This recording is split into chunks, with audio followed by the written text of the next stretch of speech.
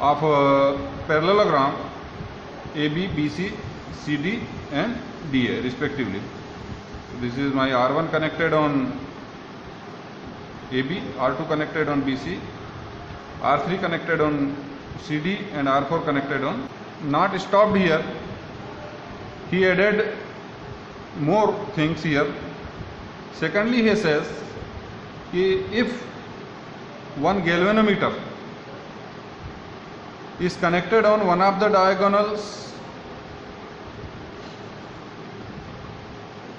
because we have two diagonals here, one we have BD, so here we may connect key, यहाँ हमें की connect कर सकते हैं K1 प्रैक्टिकल पर्पज से।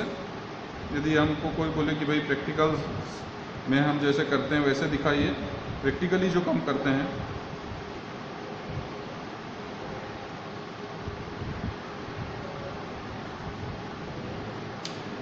so galvanometer is connected, this is G on one of the diagonal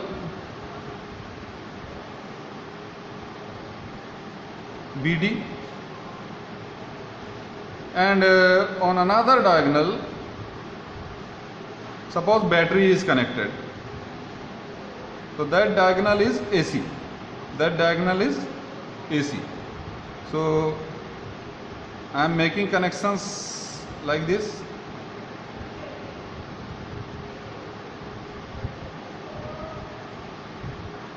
So here one battery is connected.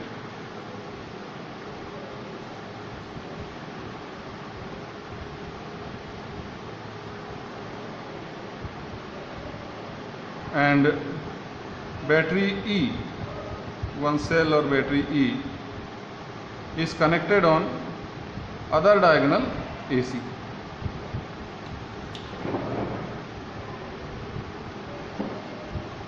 One more key we may connect here, and I can label that key as K2.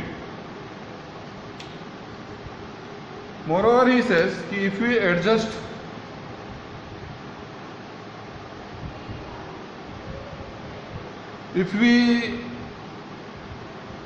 adjust R1, R2, R3 and R4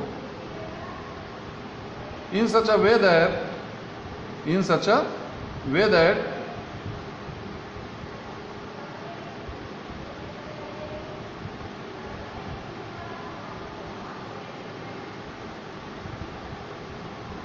there is no deflection or current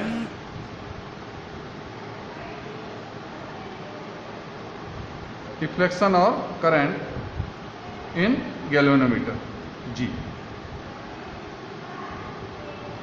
If we adjust 4 resistors in such a way that there is no deflection in galvanometer G.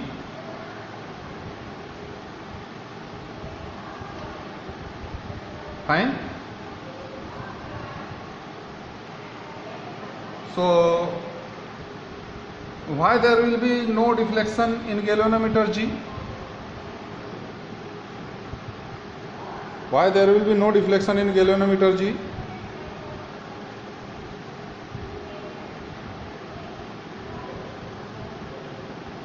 Anybody?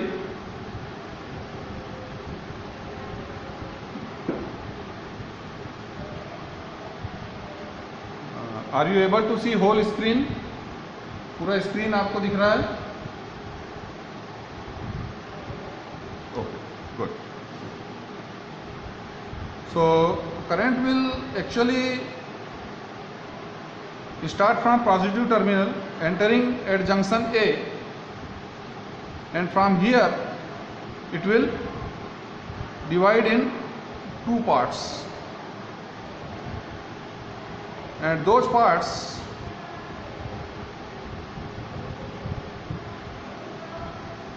will be I1 and I2. Those parts will be I1 and I2. ये दो parts हमारे कौन से हो सकते हैं? I1 हो सकते हैं, I2 हो सकते हैं.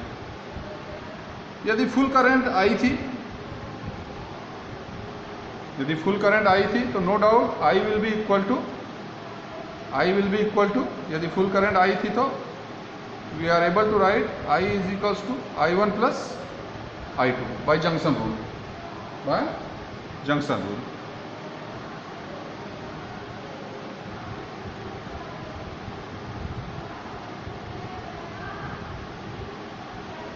Why there will be, so current will reach at B and from here it will reach at D. Okay. Why there will be no deflection in galvanometer, and there is no deflection in galvanometer means this no deflection case will be there, as I have written here. Why there will be no deflection in galvanometer? So because there will be no current in this branch BD. There will be no current in this branch BD. That is why there will be no deflection in galvanometer. So if we were writing the statements of Wheatstone bridge principle, if we have four resistances R1, R2, R3 and R4, if they are connected on four sides of parallelogram AB, BC, CD and DA, and on one of the diagonal if galvanometer is connected, and on of the diagonal galvanometer is connected, and on the other diagonal battery is connected, E. And if we adjust four resistances in such a way that there is no deflection or no current in galvanometer, so in this case the bridge is said to be in balanced. This is balanced bridge condition. This is balanced bridge condition. This is balanced bridge condition. Balanced bridge condition.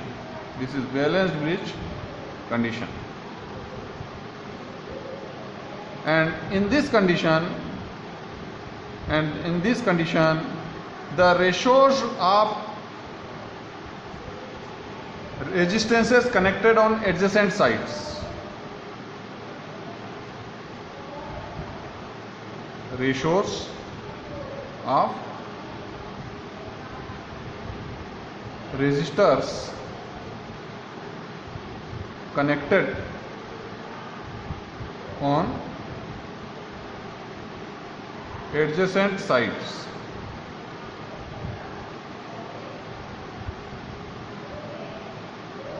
so these ratios will be equal if bridge is a balanced condition. यदि bridge balance condition में है, मतलब galvanometer में कोई deflection नहीं है, no deflection is there because of no current is in this branch, in this diagonal BD on which G is connected. जिस diagonal पर गैल्वेनोमीटर कनेक्टेड है उस डायगोनल से कोई करंट फ्लो नहीं हो रही है, तो ये जो है ब्रिज की बैलेंस्ड कंडीशन कहलाएगी.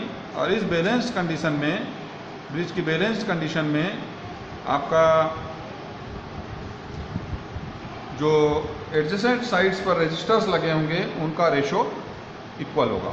अब बताइए मुझे कि एडजेसेंट साइड आप किसे कहते हैं या कौन कौन सी ले सकते हैं. तो कोई भी दो एडजेसेंट साइड्स होगी. एक तो AB और BC एडजेसेंट है और इस तरफ AD और CD एडजेसेंट है.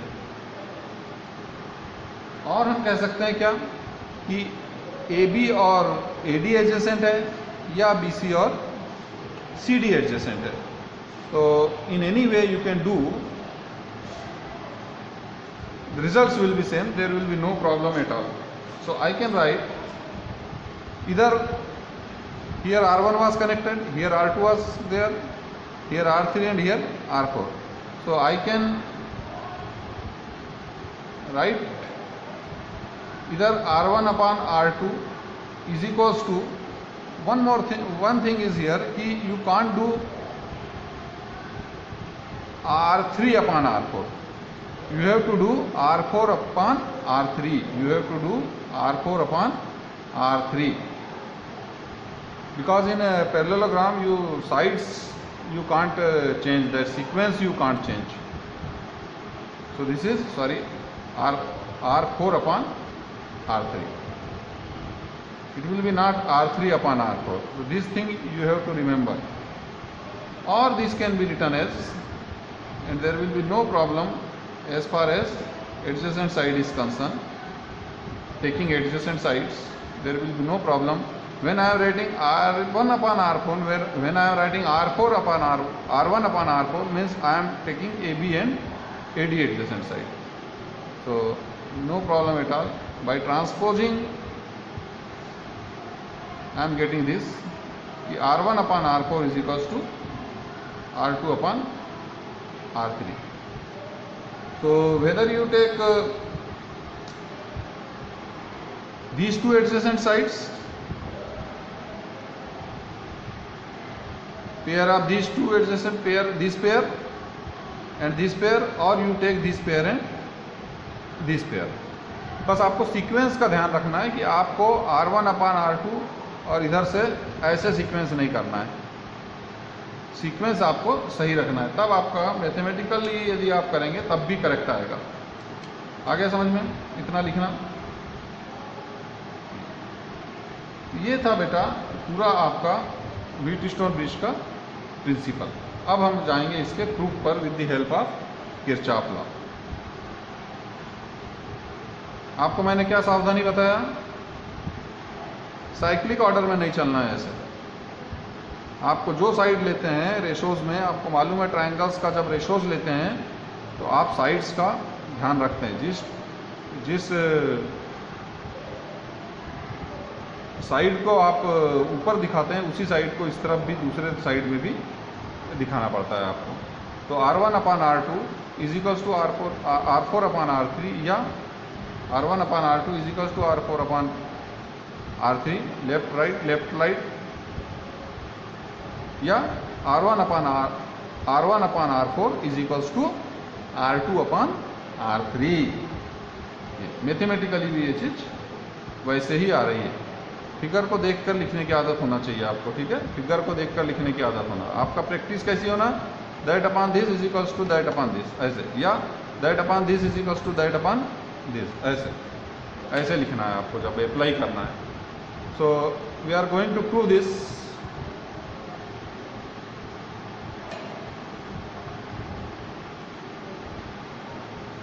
So already we have assumed that these four resistances are connected on four sides of a parallelogram.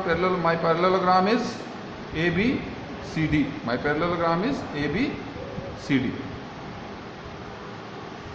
And I have assumed that main current in the circuit is I. Is it visible to you? क्या है, आपको दिख रहा है?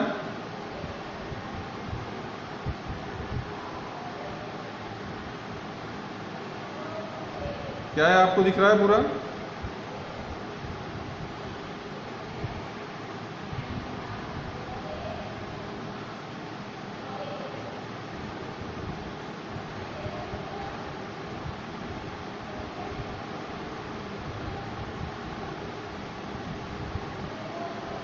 Okay.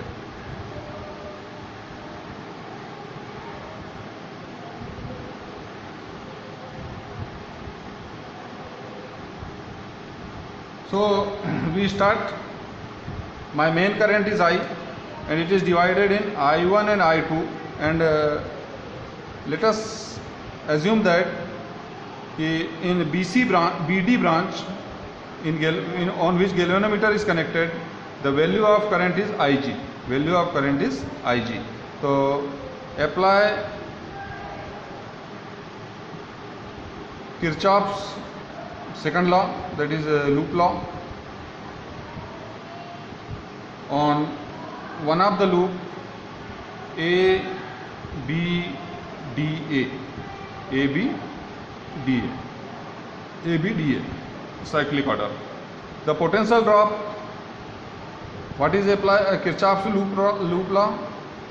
That is total change in potential drops or potential differences around a complete circuit is 0. What is this? This is, once again I am repeating, total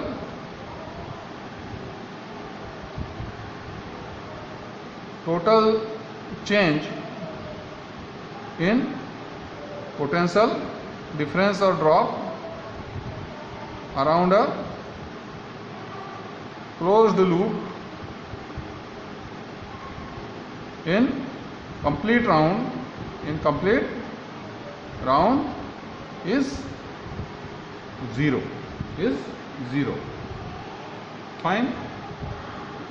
So I am writing total potential drop across R1 will be how much? Potential drop across R1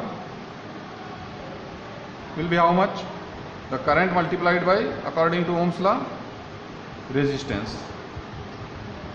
Will it be negative or positive? Will it be negative change or positive change?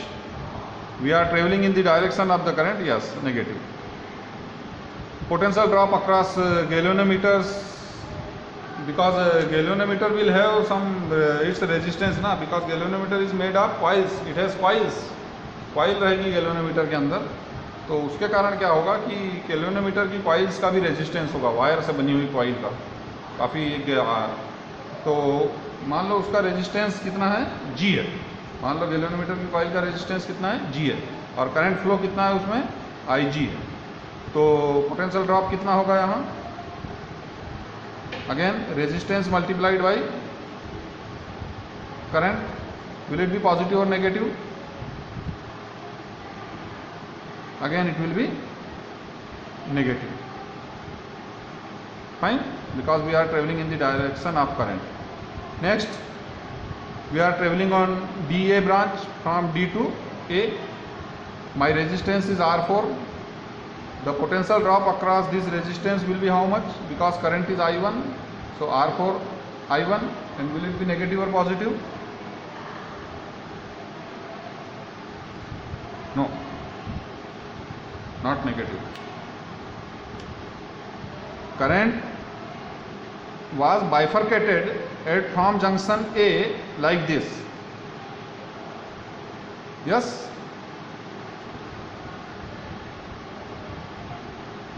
At this junction was bifurcated like this. So when we have traversed A to B, we have traversed in the direction of current. That is why it was negative drop. Here it is diverted like this. Remaining current I can write here, which will go further, I2 minus Ig. Here from C it should be I current, leaving current should be I. Here it is coming I2 minus Ig. What current should enter in this junction, from this junction in this resistance? What current should enter, so that there should be I, and my I is I1 plus I2. So this change was negative, and this change it should be, yes, बोलिए,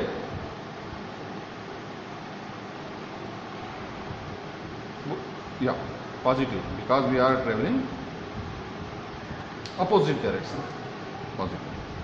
So we have reached at A, and this total change is 0. Total change is 0. Okay. In balanced bridge condition,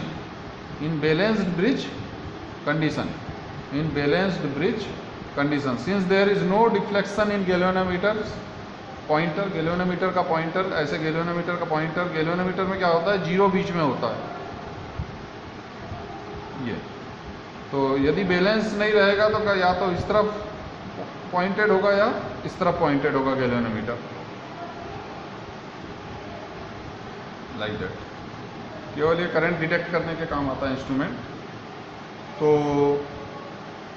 यदि current flow हो रहा होगा या तो ऊपर से नीचे या नीचे से ऊपर, डिपेंड करता है कि डी का पोटेंशियल बी से कम है या ज़्यादा।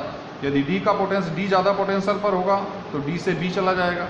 यदि बी ज़्यादा होगा पोटेंशियल, बी का पोटेंशियल ज़्यादा होगा तो करंट किस तरफ ट्रेवल करेगा, बी से डी। तो इन दोनों ही स्थितियों में जो है आपका there will be some deflection in galvanometers pointer, galvanometers coil move करती है, magnetic effect of current, motor effect जो आप पढ़ते हैं क्लास 10 में, उसके कारण वैसा होता है। कॉइल होता है, करंट होता है, मैग्नेटिक पोल पीसेस के बीच में कॉइल होती है गैल्वेनोमीटर का, जहाँ तक सवाल है। लेकिन यदि बी और डी दोनों सेम पोटेंशियल पर आ जाएंगे, बी और डी दोनों सेम पोटेंशियल पर आ जाएंगे, तो फिर इस ब्रांच में कोई करंट फ्लो नहीं होगी। आपके उस समय के क्वेश्चन का आंसर कि क्यों इसमें डिफ्लेक्शन नहीं होता, क्यों इसमें करंट फ्लो नहीं होता। तो करंट फ्लो नहीं होता इसका मतलब क्या है कि there is no potential difference, means B and D both ends are on same potential, both ends are on same potential. Fine. So in balance bridge condition,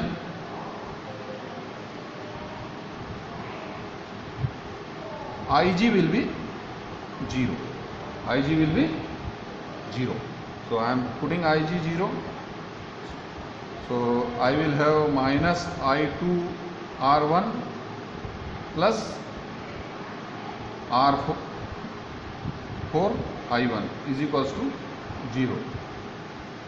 नीचे लिख दूं, कोई दिक्कत?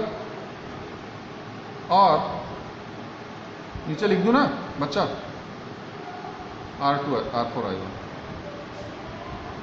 आपको दिख रहा है यहाँ। R4 I1 is equals to कितना हो जाएगा, R1 I2। It is my equation number 1, it is my equation number 1। ये मेरा बच्चा एक इक्वेशन मिल गया, ठीक है। अब मैं दूसरा फिर लूप लगा के दूसरा इक्वेशन निकालूंगा। कौन से लूप में लगाऊंगा, सेकंड हाफ वाले में, बी सी डी बी। मैं किस पर लगा रहा हूं, B C D B, B C D B, B C D B पर लगा रहा हूं। बी सी डी बी पर लगाने से पहले मुझे यहाँ की करंट चेक करनी पड़ेगी कि यहाँ करंट कितनी है, यहाँ करंट कितनी है। तो total current is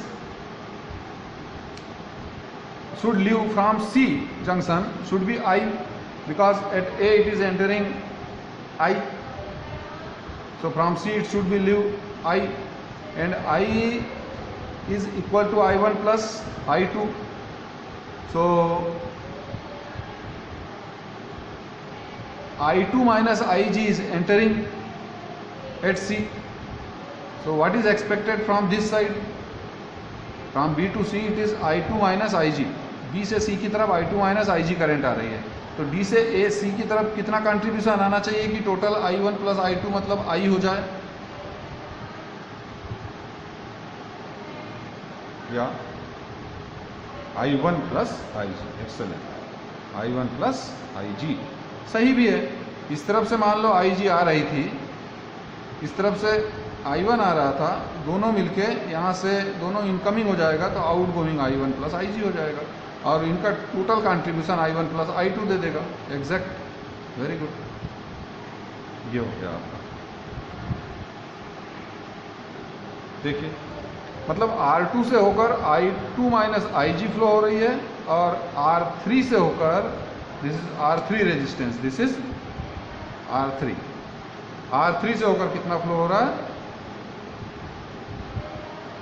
I1 plus IG flow हो रहा है अभी की केस में।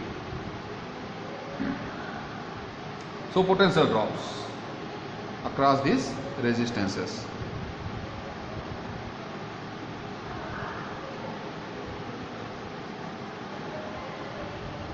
I am rubbing this out, मैं मिटा दे रहा हूँ, वही चीज़ें होगी, केवल हमारा लूप बदला है, हम दूसरे लूप कंसीडर कर रहे हैं कि हमारा किरचॉफ का लॉ हमारा लगाएंगे, ये भी हम मिटा दे रहे हैं, आपको जस्ट याद करने के लिए हमने दिया था। तो लगाइए, पोटेंशियल ड्रॉप अक्रॉस बी से स्टार्ट करते हैं। बी से सी पर रेजिस्टेंस कौन सा लगा हुआ है, रेजिस्टेंस वैल्यू है मेरी R2, तो current multiplied by resistance will be potential drop as per Ohm's law. So it is I2 minus IG. This drop will be positive or negative?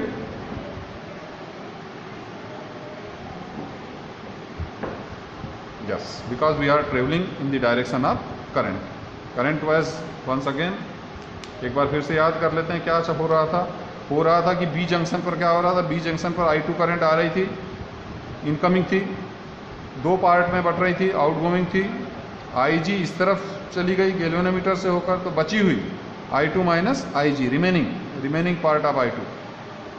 IG इस तरफ चला गया तो I2 माइनस IG इस तरफ आ गया जंक्शन रूल से।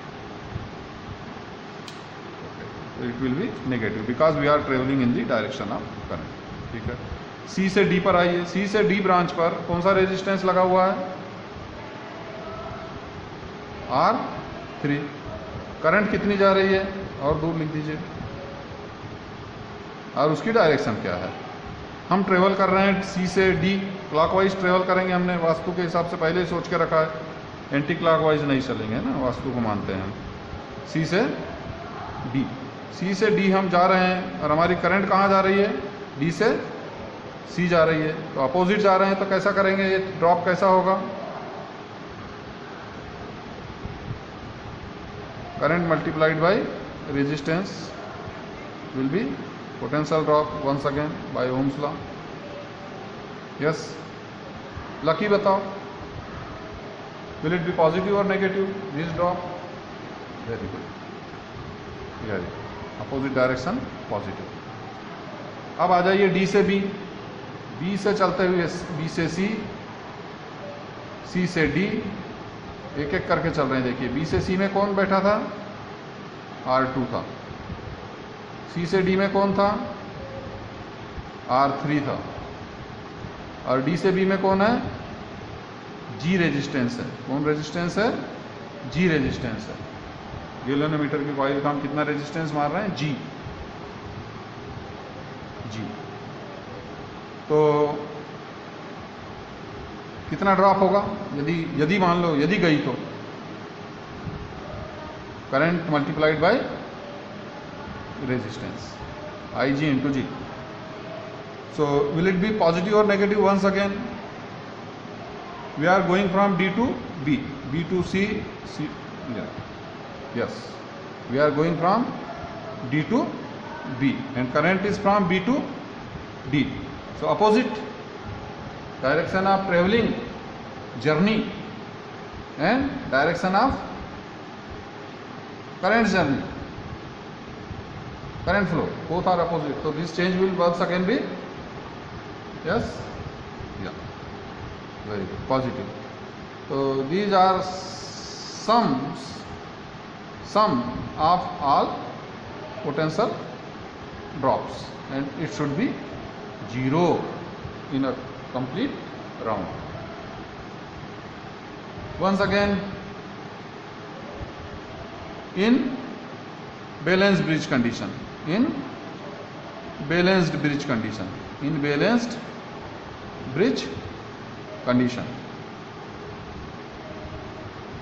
in balanced bridge condition, in balanced bridge condition, there will be no deflection in galvanometer coil because of no current, because of these two are on same potential, means Ig is equals to 0. So put this value in above equation, we will get minus I2 R2 plus I1 R3 is equals to 0. Transpose करके लिखते हैं और I1 R3 is equals to I2 R2. This is my equation number 2.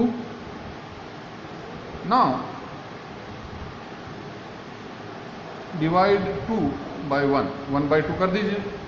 अब क्या कर दीजिए, 1 by 2 कर दीजिए. तो 1 क्या था, या 2 by 1 कर दीजिए. 2 by 1 कर दीजिए. 2 तो लिखा ही हुआ है, 1 लिख दीजिए इसके डिवीजन में. यहाँ इक्वल टू का साइन ले आइए. तो R4 I1 is equals to, yes, R1 I2. This equation number 1. 2 by 1. क्या होगा, I1 से I1 कैंसिल आउट हो जाएगा, I2 से I2 कैंसिल आउट हो जाएगा. तो आपका मिल गया ये ratios of adjacent sides equal. R3 upon R4, R3 upon R4 is equals to R2 upon R1 होना चाहिए. R3 upon R4 यदि है तो R2 upon R1 होना चाहिए. ठीक है, ये हो गया आपका. या R1 upon R2 या R1 upon R2 is equals to R4 upon R3. Fine. तो this is Wheatstone bridge principle. Means इससे क्या हमको सीखने मिलता है, इससे हमको ये सीखने मिलता है कि यदि करंट नहीं जा रही है किसी रेजिस्टेंस से होकर, तो उस रेजिस्टेंस के एग्जिस्टेंस का कोई मतलब नहीं है. पोटेंशियल ड्रॉप बिल्कुल भी नहीं होगा. पोटेंशियल्स सेम है, रेजिस्टेंस के अक्रॉस पोटेंशियल्स सेम है. ये सब चीज़ें हमको लर्निंग मिलती है. ठीक है. तो ये व्हीटस्टोन ब्रिज की प्रिंसिपल जो है बेटा, ये बहुत काफ़ी काम की चीज़ है सर्किट सिंप्लीफिकेशन में. यदि इसमें कोई डाउट है तो आप बोल दीजिए.